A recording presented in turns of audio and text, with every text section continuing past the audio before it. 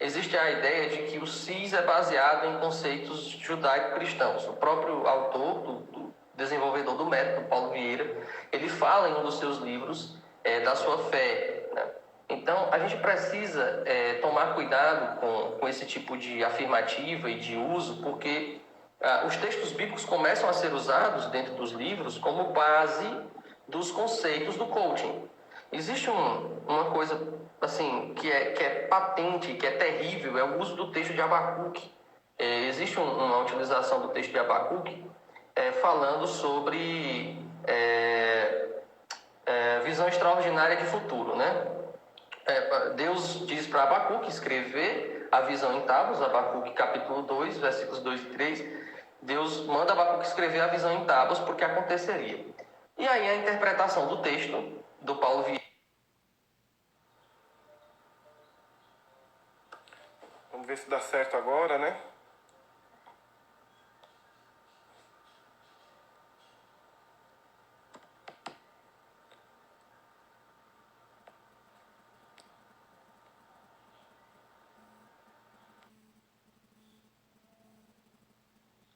Pronto. Pessoal, vocês estão conseguindo ouvir direito agora? Parece que foi o Instagram que travou, né?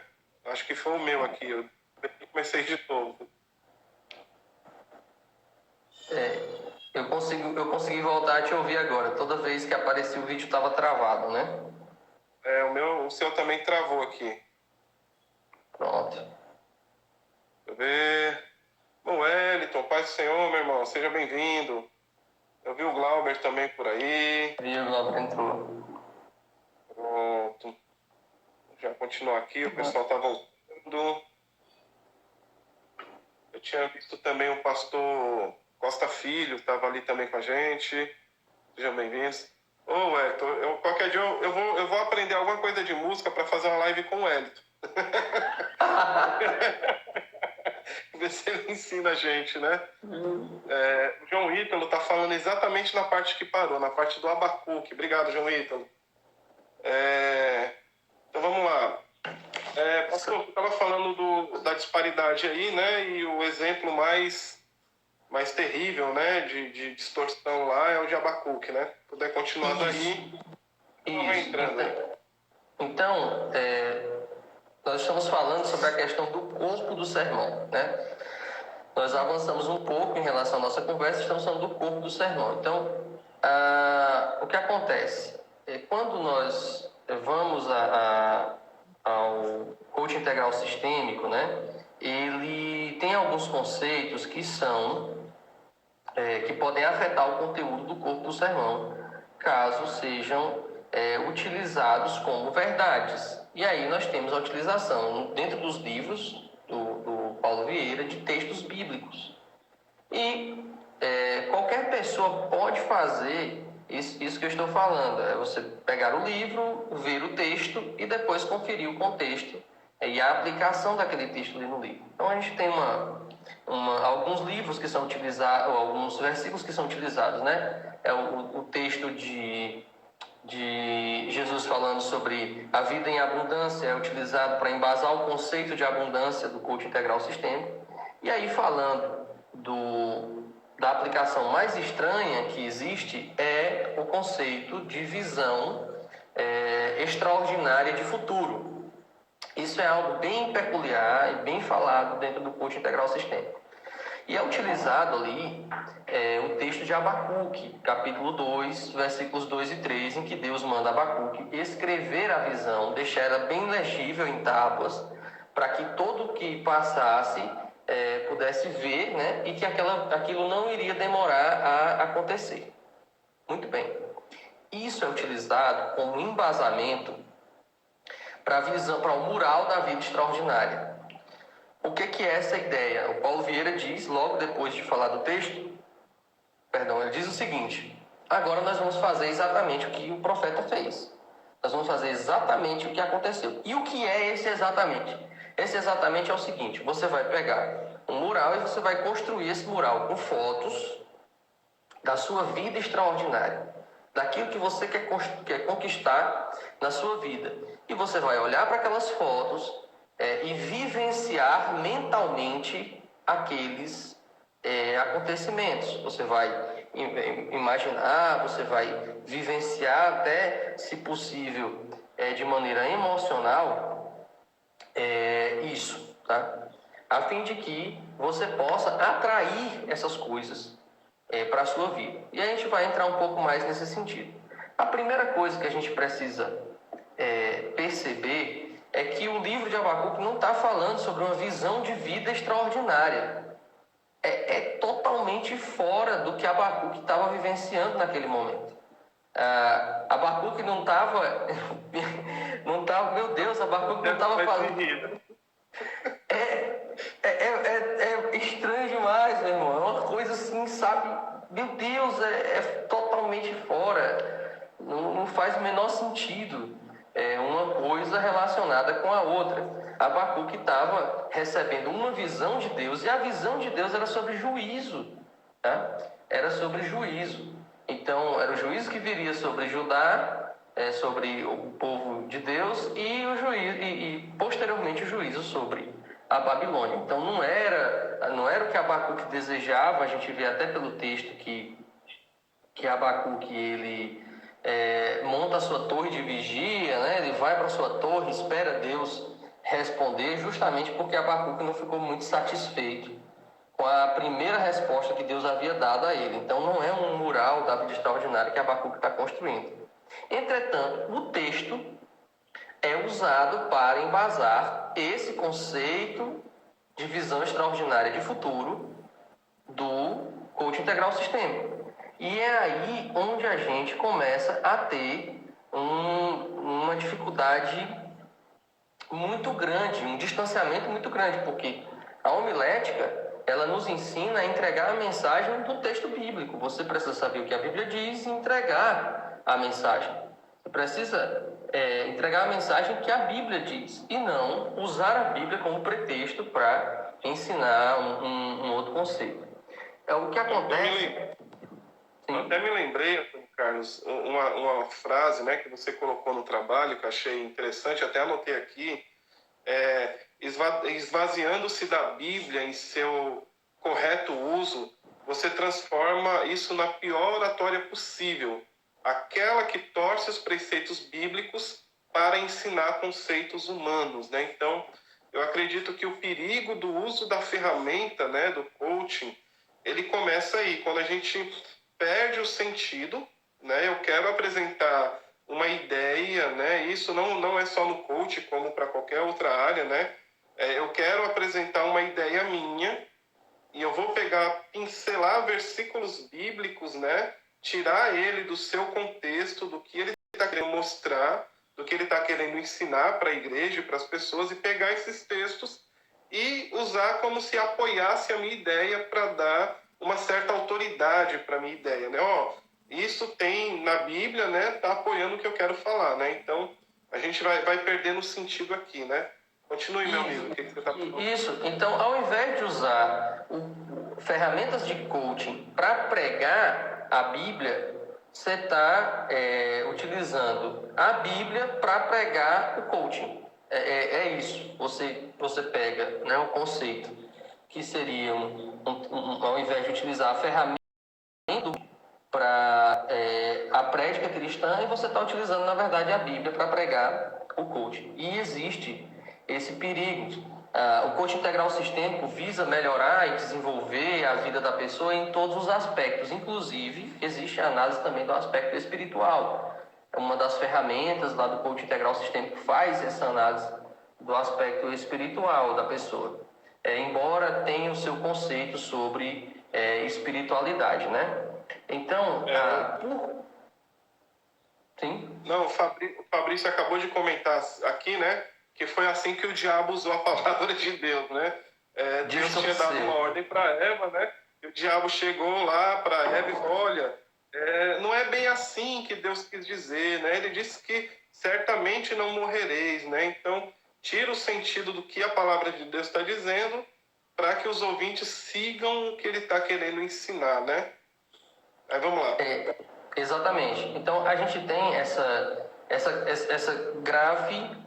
esse grave problema aí da utilização, infelizmente, dentro dos livros do Paulo Vieira, a gente encontra textos bíblicos fora dos seus contextos, utilizados para ensinar os princípios e propósitos do coaching integral sistêmico. Tá? Isso é muito grave. E é mais grave ainda se um pregador fizer a mesma coisa no púlpito. Uma coisa é alguém escrever um livro e ele escreve o livro dele, enfim, tem lá os seus compromissos e as suas ideias, né, a sua metodologia. Não estou aqui questionando outros embasamentos que ele possa ter, mas outra bem diferente é um pastor que tem a obrigação de apresentar a mensagem bíblica e aí utilizar a Bíblia para ensinar conceitos de coaching. E aí, cabe também às pessoas que estão nos ouvindo, né? Eu acredito que vocês já devem ter visto esse tipo de coisa em alguns vídeos, em algumas pregações por aí. Acaba acontecendo sim. A pessoa utiliza, viu ali um conceito dentro do coaching, que achou interessante aquele conceito para o desenvolvimento humano, e quer ensinar aquele conceito no púlpito. Então ela pega um versículo, né, um texto, e dá aquela roupagem evangélica da coisa, como se aquilo fosse ensinado pela Escritura Sagrada. Um outro problema que a gente vai tratar é as crenças, que acredito que a gente vai trabalhar mais na frente.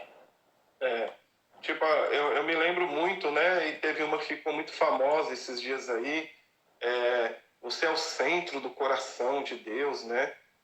Você é tão importante, né, como Jesus é, né? Você é bonitinho, enfeitadinho, né? Ama, né? E você nasceu para ser vencedor. E aí, esse é uma das coisas que a gente está vendo, a influência desses ensinos, né, dessas técnicas sendo usada nos púlpitos da igreja, né? E não diria só não, a gente fala muito dos pastores e dos pregadores, né? Mas as músicas evangélicas também vem prestando este papel, né? Fazendo isso também. Usando dessas metodologias, né? E, inclusive, é a próxima coisa que eu ia te perguntar, né? Eu acredito que o principal problema, né, do coach aplicado à oratória e da homilética, a principal diferença, no meu ponto de vista, né, ficou muito latente para mim, é quem é o centro, né, na hora da mensagem. Sim. Quem é o centro na hora da mensagem? Quem é que deve ser visto na hora da mensagem? Quem é o ponto central da mensagem e sobre quem eu vou falar na hora de eu fazer a minha preleção, a minha oratória, né? Então, aqui eu vejo o principal problema. E aí, quem são, né? Qual é o centro da pregação, Antônio Carlos? E qual é o centro da oratória no coaching, né? Principalmente no método que você aprofundou mais aí. Ótimo. Então, isso é algo bem sério em relação à literatura do coaching e à utilização do coaching, né? O Reinaldo fez uma pergunta interessante. Será que os profissionais não podem utilizar conceitos bíblicos na sua vida secular, né, no seu trabalho? Na realidade, a Bíblia deve ser utilizada em absolutamente todo o contexto que o cristão vive. Isso é uma coisa. Outra coisa é utilizar a Bíblia para ensinar conceitos externos e estranhos à Escritura Sagrada. Então, é basicamente esse o ponto, respondendo ao questionamento do Reinaldo, né? E vindo aqui a essa questão da centralidade, né, da pregação, que a gente começou a trabalhar agora. O coaching, ele tem um centro simples. O coaching, ele se presta ao desenvolvimento humano. Ele visa que o ser humano alcance melhores resultados em diversas áreas. Então, que isso também não é ruim, né? O desenvolvimento humano é importantíssimo, né? Não que esteja errado, né? A pessoa querer se desenvolver, contratar o serviço de um profissional, né? Que estudou, que se preparou, né? Que desenvolveu o método e tal. Sim. Isso não é ruim, né? A gente não está demonizando, falar o crente não pode participar, né? E querer se desenvolver. Pelo contrário, né? A gente incentiva o cara a ir para um psicólogo, para um analista, para uma palestra de coaching e tal, né? O problema é quando pastores, pregadores ou irmãos, né? A gente chama dos pregadores leigos também, que não tiveram a pregação, que aprendem esses conceitos fora da igreja e querem usá-lo dentro da igreja, né? Esse é o grande perigo. Mas você estava falando aí, Antônio Carlos? Nós não estamos fazendo aqui um novo Index Liborum Prohibitorum, né? Não leia esses livros aqui, né? Você não pode ter contato. Queima que é de herege, né? Estamos fazendo aqui a nova bula, não é isso, não é essa a questão. E o Fabrício fez uma pergunta, se existem bíblias de estudo utilizando conceitos de coaching. Aí eu já não fui objeto de pesquisa, não tratei sobre isso na minha pesquisa, eu precisaria fazer um estudo em cima disso, né? Então, vamos lá, o centro da mensagem. O coaching, ele visa desenvolver o ser humano nas mais diversas áreas. Então, o foco é o ser humano. Existe um conceito interessante dentro do método CIS, que é o conceito de autorresponsabilidade, né? Então, diz que o ser humano é o único responsável pela vida que leva e o único que pode mudá-la, tá? Então, e esse conceito, ele é muito ensinado dentro dessa metodologia. Por mais que a gente tenha, vamos dizer assim, a gente tenha uma boa vontade de querer dizer que existe uma responsabilidade humana em cima da mudança, a pessoa precisa tomar atitudes, etc. O ser humano, ele não é senhor de todas as coisas. E ele não é o centro de todas as coisas. E aí, pode parecer que dá certo, mas não dá. A centralidade, só um pode estar no centro. Só um pode ter primazia. Só um é senhor de tudo da história. Só um é senhor de todas as coisas, tá? Então, já existe... esse trabalho foi feito no ano passado e eu posso até dizer que eu já ouvi o próprio autor da metodologia falando alguma coisa, mudando um pouco a linha, dizendo o seguinte: você é responsável por algumas coisas e outras coisas estão fora do seu controle, né? Então, para fazer justiça e fazer uma atualização aqui em relação ao texto, né? Mas o coach tem como centro o ser humano com um potencial praticamente infinito e esse ser humano utilizando seus recursos da maneira correta, inclusive mentalizando certas coisas, o ser humano é capaz de atraí-las para si. Tá?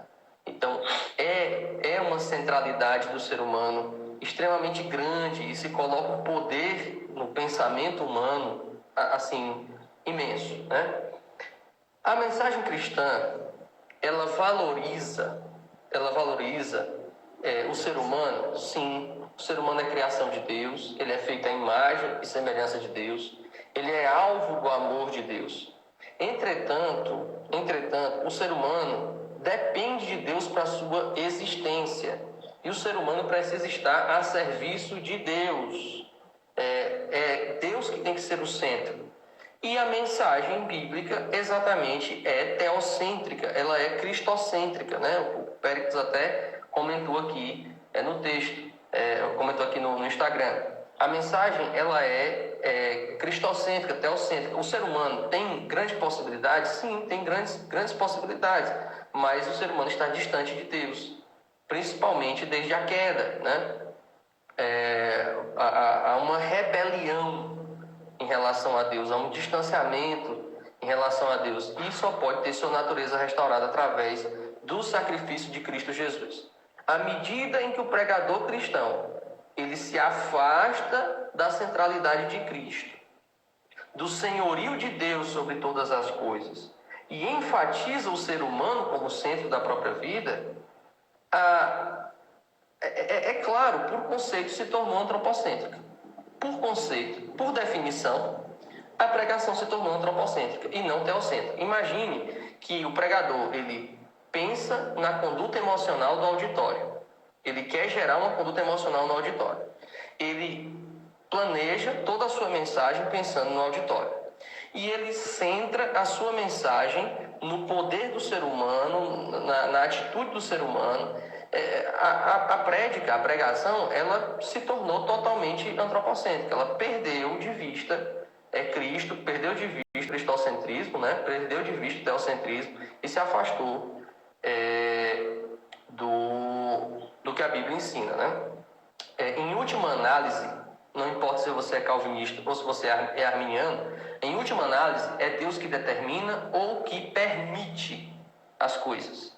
Em última análise, Deus é quem está, né, é quem permite ou determina as situações na vida do homem. Então, caso a pregação perca isso de vista, ela se torna antropocêntrica e não teocêntrica e não cristocêntrica. E o perigo, Antônio Carlos, e não é só o perigo, é o que a gente vê, né, em muitos púlpitos hoje, em muitas igrejas, as pessoas querem ouvir coisas que amassageiem o seu ego, né, que falem, né, o que eles querem ouvir, e pregadores que querem ou se tornar famosos ou porque querem chamar atenção, né, e acabam deixando de lado a versão bíblica para pregar o que os outros gostariam de ouvir, né? E aí vem aquela gama de pregações, né, de mensagens preparadas sobre vitória, sobre cura, né? E em muitos casos torcem o sentido bíblico, né? E não precisa nem a pessoa ter tomado conhecimento das ferramentas do coaching, mas acabam distorcendo a centralidade da pregação. Então, é uma das coisas que a gente vê na homilética, que é batido muito forte, né? Que o centro da mensagem é Cristo, é Deus, é a própria palavra de Deus, né? E se a gente for para o Novo Testamento, né, principalmente após os discípulos de Jesus saírem pregando o Evangelho, as mensagens deles eram mensagens cristocêntricas, né? Pedro vai falar muito de Cristo, Paulo vai falar muito de Cristo, e os apóstolos em si, eles vão ter isso, né? Eles vão falar, a mensagem é que você é bonitinho e que você vai conseguir o que você quer. Não, a mensagem é essa, que Jesus Cristo veio para salvar o pecador e vocês precisam se arrepender para que o seu destino eterno seja definido, né? Como a gente falou ainda agora. Mas, Antônio Carlos, a gente está caminhando. E é claro, Watson, que existe, a Bíblia fala de bênçãos, a Bíblia fala de vitória, a Bíblia fala de muitos assuntos em relação a esses que você mencionou, né? Assim como a Bíblia fala de provação, renúncia, a Bíblia fala de tentações, a Bíblia ela tanto traz bálsamo à nossa vida como nos confronta. O que nós precisamos é tratar esses temas biblicamente. O que é bênção biblicamente? O que é vitória biblicamente? Qual o conceito bíblico de prosperidade? Qual é o que a Bíblia ensina no seu geral sobre as coisas? E lembrando, né? A ênfase é cristocêntrica. Cristo é o centro das Escrituras Sagradas, Cristo é o centro da história, Cristo é o centro da nossa vida. Isso, meu irmão, perde o sentido. Se você retira isso, você abandonou. O cristianismo é Cristo. O cristianismo é Cristo. A vida do cristão é Cristo. É entregar a vida a Cristo e viver segundo Cristo. É basicamente isso. Massa. Antônio Carlos, a gente está caminhando quase para o final aqui já, né? Mas queria que você falasse rapidamente, a gente já está há mais de uma hora conversando, né? Já as nossas esposas vêm, né? Bate na porta assim, né? Aí daí, como é que se modela e quais as fontes das crenças, né? Ou de como se crê, tanto do cristianismo como da metodologia integral, sistêmica do coach, né? O método CIS, como é conhecido. Isso é uma outra questão muito interessante, né? Dentro do coaching existe um conceito sobre crenças, existe um conceito sobre modelagem, sobre imitação, usando uma palavra mais simples, né? Então, e aqui, Antônio Carlos, a gente tinha até que abrir um parênteses, né? Que a imitação, ela não é algo ruim, né? A gente tem que imitar, tem que seguir bons exemplos na vida, né? Ter exemplos de boas condutas, né? E E seguir isso na nossa vida é importante. O próprio apóstolo Paulo vai ensinar isso, né? Sejam meus imitadores, como eu sou imitador de Cristo, né? E aí, isso é importante, né? Mas foi que me veio à mente aqui agora. Exatamente. Dentro do coaching, como é uma metodologia voltada para resultados, para desenvolvimento, a ideia é o seguinte: você seleciona tudo que traz resultado. Você vai selecionar aquilo que traz o resultado desejado. Então, inclusive aquilo que você crê, que você acredita, as suas convicções, as suas crenças mais profundas, elas devem ser mudadas de acordo com o resultado a ser obtido, né? Então você seleciona as suas crenças de acordo com que elas lhe impõem limites ou lhe fortalecem. Então você vai parar para pensar, isso daqui me limita, essa crença aqui me limita. Então eu vou alterar essa crença mediante algumas ferramentas, mediante algumas metodologias, por uma crença que me fortaleça, tá? E existe também a questão da modelagem, que é quando você olha para alguém que alcançou um determinado resultado numa determinada área e você passa a modelar aquela pessoa para que alcance o mesmo resultado. E a modelagem vai descer ao nível também das crenças. No que essa pessoa acreditava? O que ela pensava? Qual era a crença dela em relação a esse assunto? Então, você vai poder alterar suas crenças também baseado nisso. Qual uma outra questão interessante? É que a crença, segundo o coaching integral sistêmico, ela é gerada por tudo que você comunica, pensa e sente. Então, tudo que você fala, tudo que você pensa, tudo que você sente, gera uma crença. E outra coisa interessante, toda crença é autorrealizável. Então, a crença, de acordo com o conceito do SIS, é uma profecia quântica autorrealizável. Então, aquilo que você acredita, você atrai para a sua vida, você realiza, se materializa na sua vida, né? E aí, para manter essa ideia, é utilizado até física quântica para manter, para tentar gerar essa ideia. Aí agora nós vamos por partes, né? A primeira coisa é que o crente não tem essa liberdade de ficar selecionando no que ele acredita e no que ele deixa de acreditar. A fé foi dada de uma vez por todas aos santos.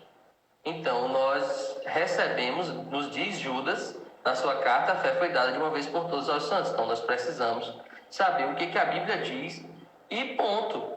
A Bíblia diz, acabou. Vou usar um termo aqui que a gente, não sei se é no Ceará, morreu Maria Preá. Entendeu? Não tem... Usa aí também, né? Então, acabou. Nós precisamos só saber o que a Bíblia diz. Como dizia um amigo, né, o Dr. Vitor, ele falava, prego batido, ponta virada, não tem jeito, né? Não tem que mexer. Tá pelado. Né, pensou, né, eu vou usar minha mente aqui, né, e vou acreditar que o apocalipse não vai acontecer, né? Eu vou atrasar o apocalipse. Já pensou, né? Não dá certo, né? É estranho, mas não faz sentido. Não faz sentido. Não vai conseguir. Então, pronto. Então acontece isso, né? Nós não temos essa liberdade de ficar selecionando no que a gente acredita ou deixa de acreditar, simplesmente porque isso vai alterar o nosso resultado em relação à Bíblia. O que a Bíblia diz, ela diz e ponto final, acabou. Não tem, é palavra de Deus. Nós precisamos... irmãos, então você está dizendo que a gente não pode debater? Nós podemos debater até o ponto em que a gente entenda o que a Bíblia diz. O debate é sobre o que ela diz. A partir do momento que eu descubro o que ela diz, acabou-se. Acabou. É acreditar no que ela diz, tá? É acreditar no que ela ensina. A outra questão é essa aí, de que o que você acredita, você gera na realidade. Então, é utilizado até o exemplo de Jó, né? Jó diz, me aconteceu aquilo que eu temia, né? Então, a ideia de que Jó tinha fixado aquilo na mente e aquilo aconteceu. O texto bíblico não nos ensina isso. O texto bíblico não diz que aquelas coisas aconteceram porque Jó pensava. O texto bíblico dá uma outra explicação, dá uma outra interpretação, né? Permissão de Deus, ação e ação de Satanás, né? Muitas vezes, e em muitos textos bíblicos, nós vemos que as coisas acontecem a despeito do que as pessoas pensam. A realidade, ela se impõe. A realidade, ela acontece.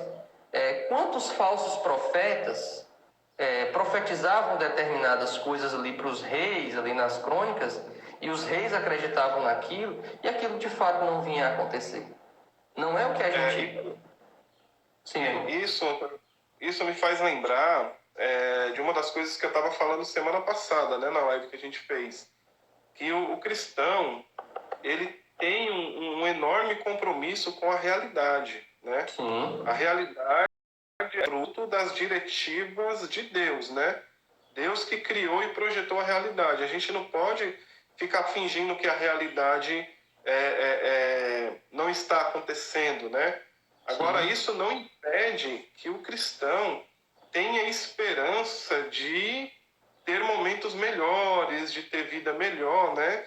Em última análise, para o cristão, a esperança maior é de ter uma vida eterna ao lado de Deus, né? Então, quanto ao futuro, a gente pode ser extremamente romântico, né?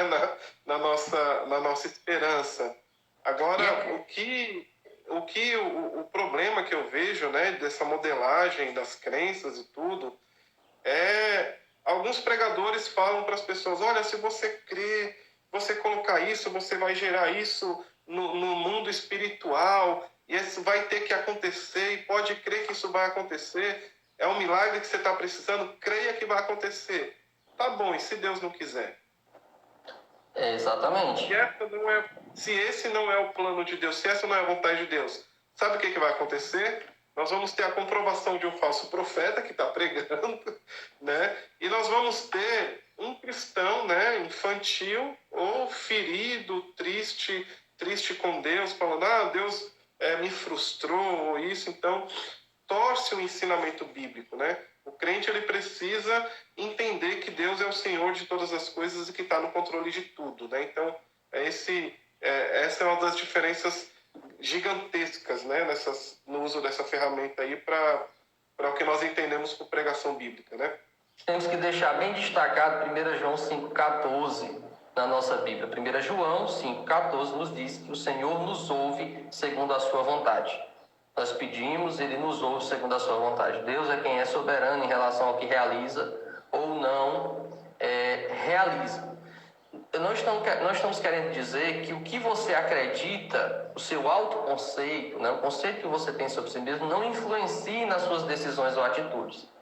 O que nós acreditamos sobre um determinado assunto, o que nós pensamos sobre nós mesmos, influencia nas nossas decisões e nas nossas atitudes. O que nós estamos dizendo é que essas crenças, elas não vão fazer o universo responder ou materializar alguma coisa. Embora pareça muito bonito em relação à física quântica, isso é nada mais, nada menos que a lei da atração, que foi muito falado por Rhonda Byrne, que existe um documentário sobre isso. É a lei da... Vai ter um filme agora. Vai ter um filme agora, né? Então, vai ter um filme agora. Então é a lei da atração. Nós não cremos que o universo nos responde. Nós cremos que Deus nos responde segundo a sua vontade. Então, olha, meu irmão, beira a idolatria. Beira a idolatria, se não é idolatria, né? Você acreditar que porque você pensa, o universo vai lhe responder e vai materializar, vai fazer acontecer, é necessário que você tome muito cuidado com isso. A Bíblia não ensina esse tipo de coisa, tá? A Bíblia não fala desse tipo de coisa. É Deus quem realiza as coisas, nós falamos com o Criador, e o Criador é quem realiza segundo a sua vontade, segundo 1 João 5,14. E outra, nós pregamos uma verdade absoluta, quer o ser humano aceite, quer o ser humano não aceite. Se você crê que você vai ser salvo, mas não é por meio de Cristo Jesus, a realidade vai se impor no fim dos dias. Se você crê na sua mente que alguma coisa vai acontecer, não, lá no fim dos dias Jesus vai dar um jeitinho. A Bíblia não fala sobre isso. A realidade, ela vai se impor. E cabe ao pregador cristão apresentar essa realidade absoluta. E nós devemos mudar nossas crenças? Sim.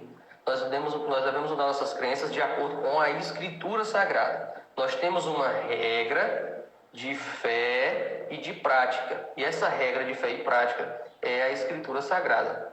E quem é que nós devemos modelar? Cristo Jesus. Você pode observar outros exemplos? Pode. Mas a modelagem, né, por excelência, é a modelagem de Cristo Jesus.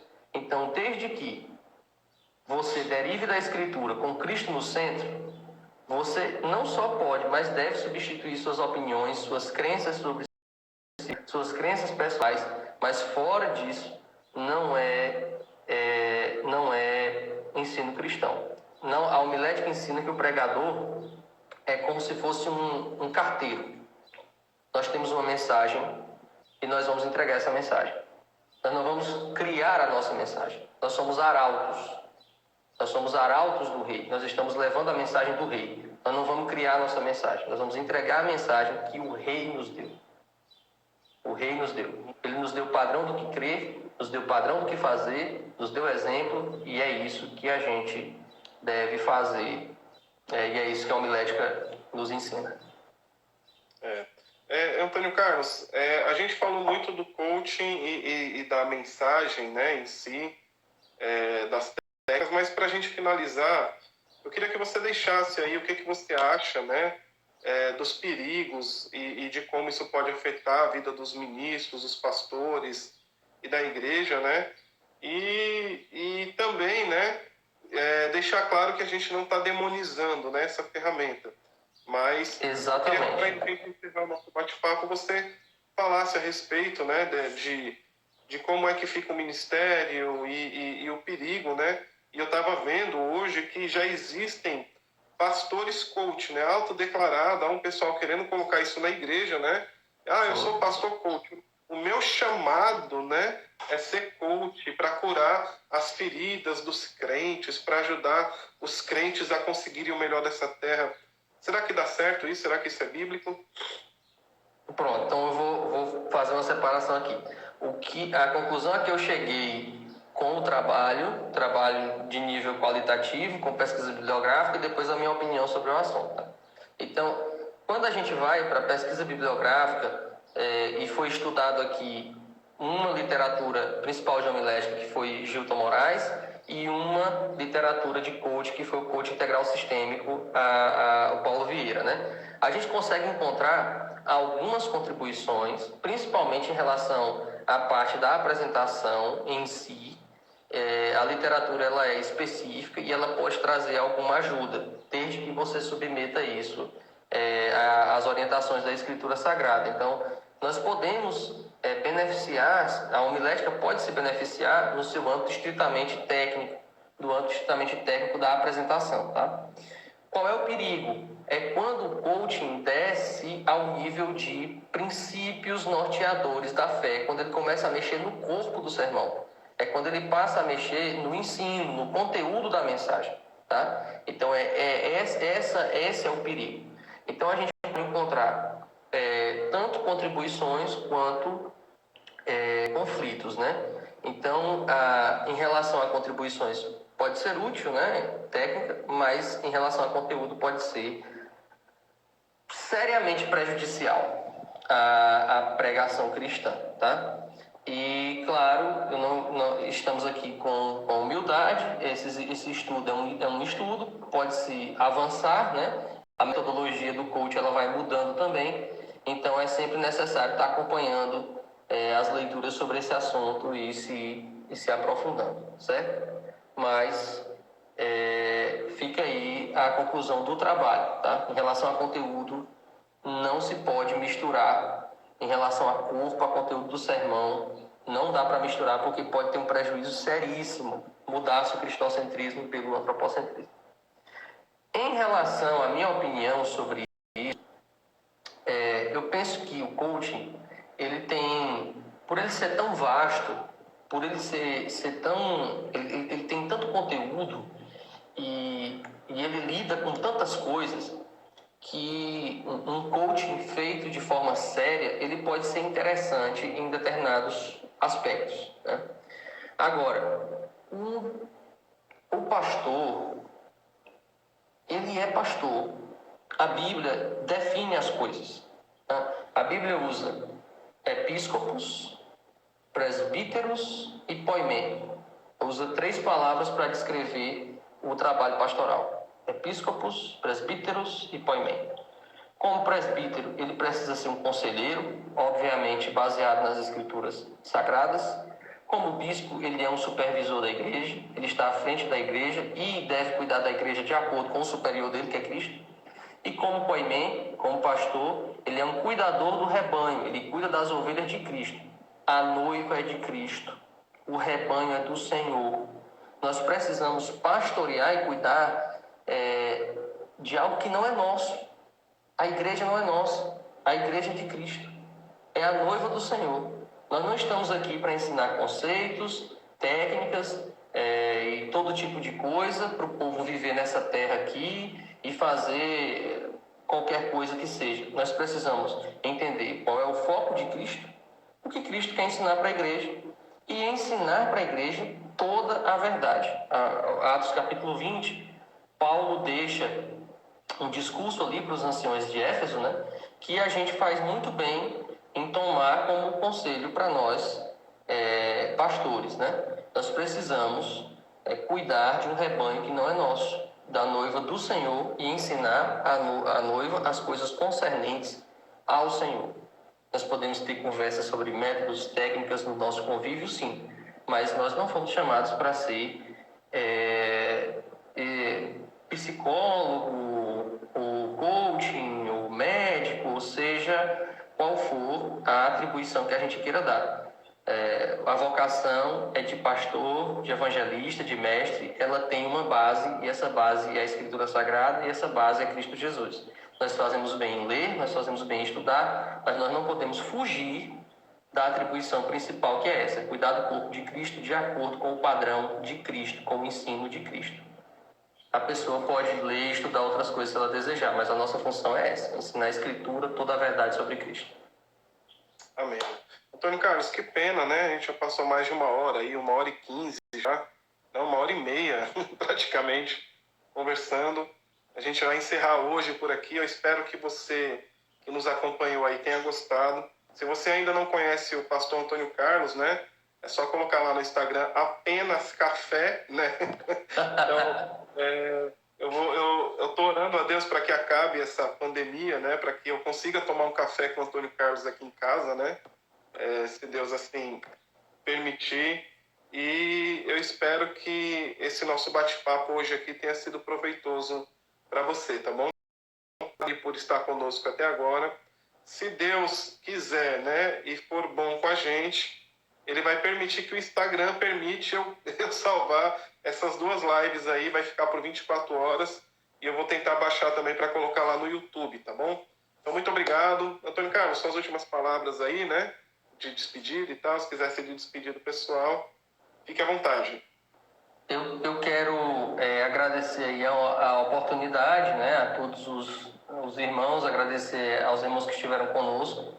Quero agradecer também a você, Edson, que trouxe essa oportunidade para a gente conversar sobre esse assunto, né? E eu queria deixar dentro da questão da homilética, uma frase que é do Richard Baxter. O Baxter diz o seguinte: se nós ensinarmos Cristo ao nosso povo, nós teremos ensinado tudo. Se nós ensinarmos Cristo ao nosso povo, nós teremos ensinado tudo. Então, que a gente vá para o púlpito com isso no nosso coração e na nossa mente. E em relação à parte espiritual da tarefa, né, eu indico aí a leitura, um livro interessante sobre a oração e a pregação, que fala sobre a parte espiritual da tarefa, do A.M. Bounds, Poder através da Oração. É um livro interessante que trata sobre essa relação entre oração e pregação, trata sobre o aspecto espiritual da mensagem. A gente tratou aqui muito sobre o aspecto técnico, né, sobre o aspecto até humano em alguns pontos, e aí esse livro trata um pouco sobre essa parte espiritual. Então, quero agradecer mais uma vez, espero ter contribuído e espero que tenha sido edificante. A gente vai ter outras aí, né? Próxima semana a gente se encontra de novo aqui. E muito obrigado pela paciência e pela audiência de todos aí, tá bom? Forte abraço nosso aí. e até a próxima semana. Antônio Carlos, grande abraço, viu, meu irmão? Meu irmão e Até mais, meu amigo. irmão. Espero que Jesus conceda mais tempos juntos, né? Que a gente possa se reunir mais vezes, tá bom? Deus abençoe, meu irmão. Amém. Grande abraço, viu, pastor? Um Deus abraço aí abençoe, meu para irmão. Ramona aí e para a família. Um abraço aí na Késia também e no Davizinho. Graças a Deus abençoe a todos. Amém.